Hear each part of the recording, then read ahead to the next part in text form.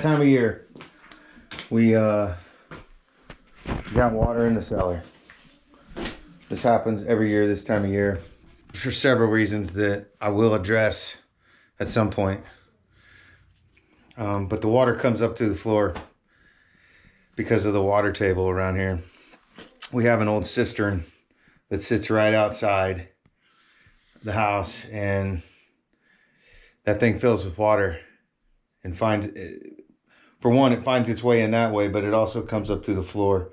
I've been down here before, and just you can see the bubbles coming up from underneath the concrete down here. So it's just the water comes from under the floor.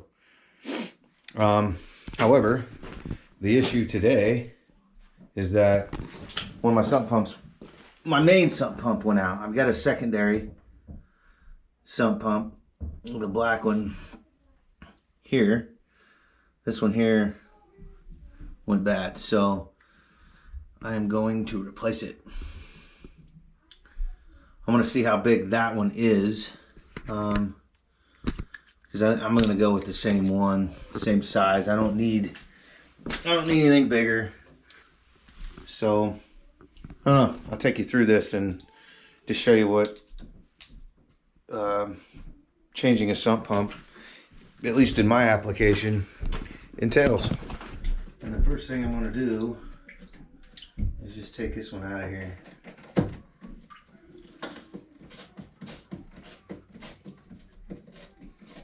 It's already unplugged.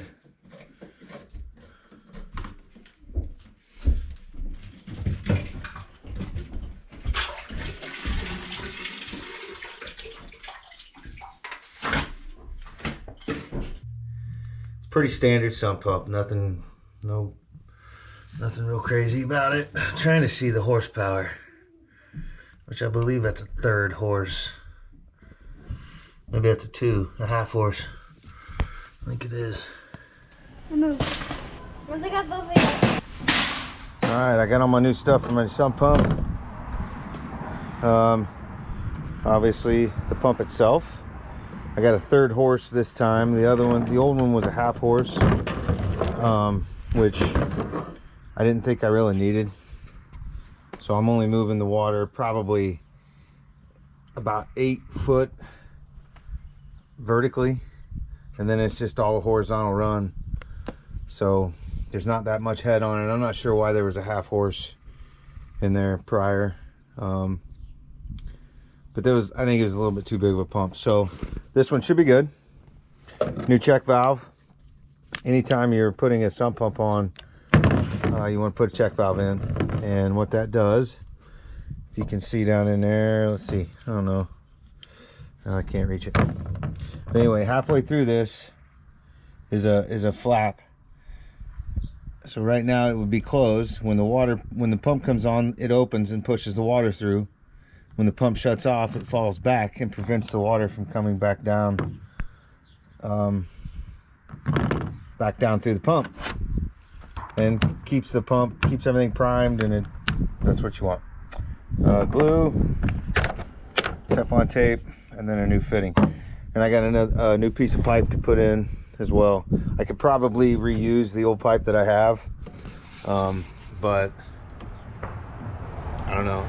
This stuff's inexpensive, and what tends to happen a lot of times with PVC is it gets brittle with age.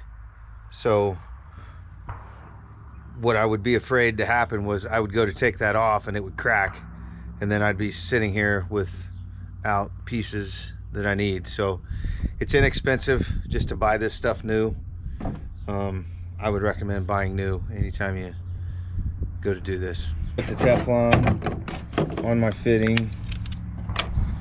This is an 1.5 inch adapter.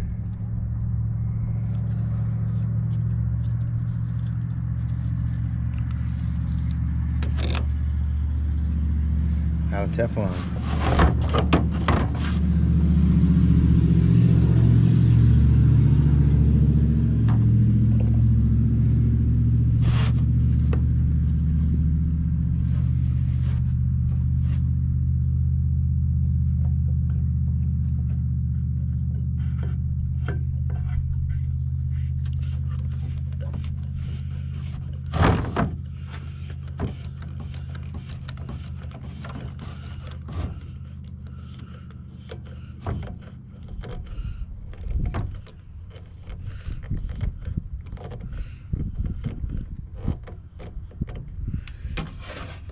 Okay, I'll take this down and get an idea of what length of pipe I need and cut it. So your arrow's going that way, which is the way we want it to go. That's good.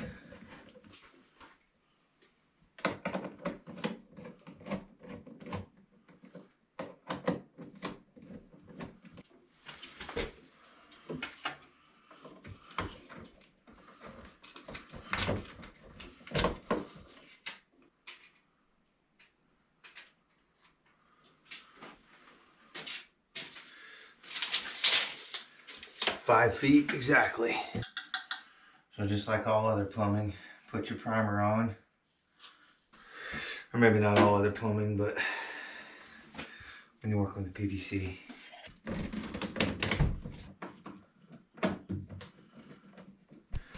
So I've got a 2-pump system. One's a backup.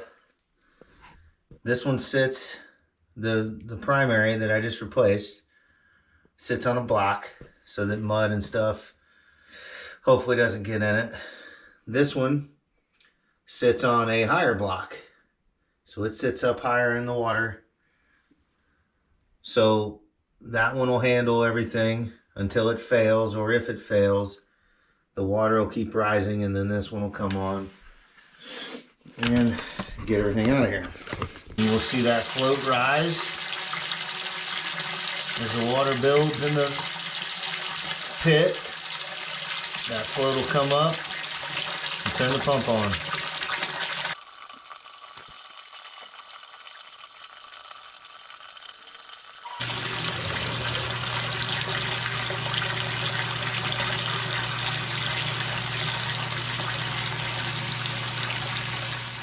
Okay, that does what I needed to do. Anyway, I hope this was helpful.